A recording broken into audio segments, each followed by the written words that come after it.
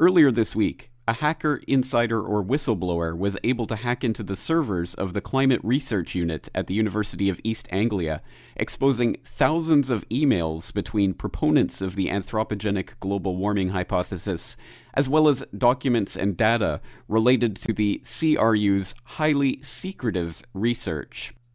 Earlier today, the Corbett Report had a chance to talk to retired climatologist Dr. Tim Ball about these leaked emails and their significance.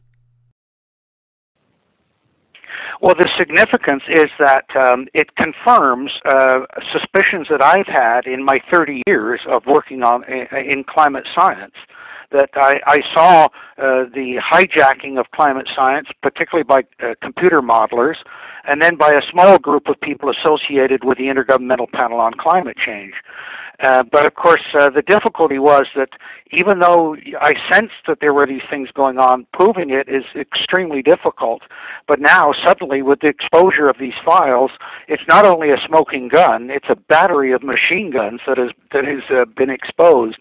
And it really is deeply disturbing, because what you've got here is confirmation of this small group of scientists who, by the way, Professor Wegman, who was asked to arbitrate in the debate about the hockey stick, he identified 42 people and said, look, these people are all publishing together, and they're also peer reviewing each other's literature. So there's a classic example of the kind of thing that bothered me. About 20 years ago, I started saying, well, why are they pushing the peer review issue so big? Why are they saying, well, you haven't published peer review and you haven't done this peer review? And now, of course, we realize is because they had control of their own process. And that's clearly exposed in these emails. So for me, it is just confirmation of very deep suspicions I've had. But on a global scale, it's frightening, because this group of people not only controlled the Hadley Center, which controls the data, global data on temperature through the Hadley Climate Research Unit. So the global temperature record is in their hands, but they also control the IPCC, and so they've manipulated that, and we read in the emails how that was done, and of course the IPCC has become the basis in all governments for the Kyoto Protocol, the Copenhagen Accord, and so on. That's exactly right. And of course, the ramifications of what we're talking about are huge. So can you give us an indication of some of the specifics that you found disturbing about, there are many different issues that were touched on in these emails and documents, but some of them include active collusion to avoid releasing information pertaining to freedom of information requests. Some of them pertain to attempts to get James Sayers removed from the editorial board of the Geophysical Review letters. Many other startling issues. Were there any that stuck out for you? Well, I think that those are some of them, but of course one of the first things is the overall tone of the emails. The nastiness, the viciousness, the personal comments about people. I mean, I knew John Daly, who passed away a little while ago, and the comment about almost to the delight that he's gone, and those kinds of things are really deeply disturbing. But beyond that, it's the orchestration of the whole publishing field. And there's a couple of things that interest me. For example, the emails between Andrew Revkin of the New York Times and these people. So clearly he got information from them, but was also a conduit for them to push their arguments. But it's also not only the attacks on individual scientists, but the attacks on editors of journals, attempting to control that whole journal process. And the emails that talk about making sure that they get the right name. So, for example, if a journal requires, the editor requires 5 independent names to act as possible review editors, they provide those names, and of course it's always from their own people. And so those sorts of things absolutely stand out. And the overall, it's the orchestration. Each one of the things in and of itself is really objectionable, as I said. But putting it all together, where they're literally controlling the climate science, and anybody that dares to question to what they're saying. And so those are the things that really bother me. And just to give you a quick comment on this, Professor Deming, here's a comment that he wrote back in to his experience. He said, with the publication of my article in Science in 1995, I gained significant credibility in the community of scientists working on climate change. They thought I was one of them, someone who would pervert science in the service of social and political causes.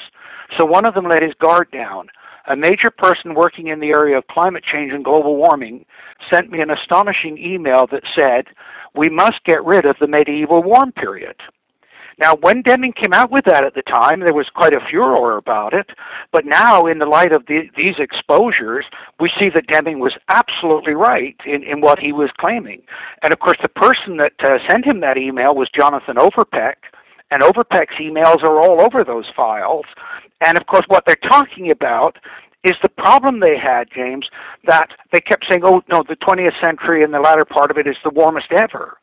And, of course, skeptics like myself and Richard Lindzen and Patrick Michaels were saying, no, hang on a minute. It was warmer 1,000 years ago when the Vikings were in Iceland and Greenland. And of course, that's why they decided that they'd have to get rid of the medieval warm period. And they achieved that with the hockey stick. In other words, that they completely rewrote the history. And you can see how they've done this, not only with that particular record, but with the historic records as well, the actual temperature records. The Hansen and the group, where they've been reducing the older temperatures, making it colder than it was, which then enhances the warming in the recent times. So the manipulation of records on this level is you have to think it's got to be criminal somewhere. There certainly are indications of activity that appear to be collusion to break laws and things like that. We'll have to see what the legal fallout from this is. But as you mentioned, the media fallout is particularly interesting, noting that people like Revkin were actually corresponding with these people and are now running cover for them in the New York Times. And of course, The Guardian and other places that one would expect are running the usual types of stories about how this isn't a big deal and no one should be concerned about it. Of course, the media sources that we would expect are running cover for these guys in this story. So do you have any suggestions for people out there to go for unbiased views about this? What are some good sources of information? Well, I think that the Climate Audit, McIntyre's site, because he's the one that was pushing Jones for the information freedom through the Freedom of Information. And by the way, of course, what's disturbing about that is not only Jones and the Climate Research Unit involvement, but also the involvement of the UK Met Office.